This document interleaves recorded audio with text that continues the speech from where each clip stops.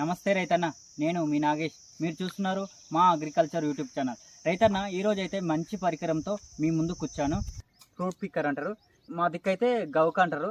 ఇది మనకు వచ్చేసి 12 ఫీట్ల హైట్ ఉంటుంది.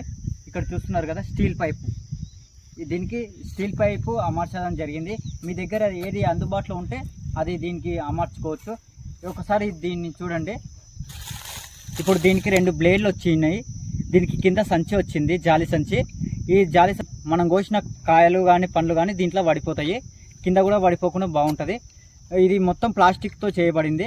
ఒకసారి ఎలా ఉపయోగించాలో కూడా మీకు వివరంగా చూపిస్తాను. ఇప్పుడు ఇంత పైకున్న ఫ్రూట్ ఉంది కదా, దాన్ని మనము ఈజీగా దీంట్లో డైరెక్ట్ మనము ఆ బ్లేడ్ల మధ్యలో కోగానే కట్ అయిపోతుంది.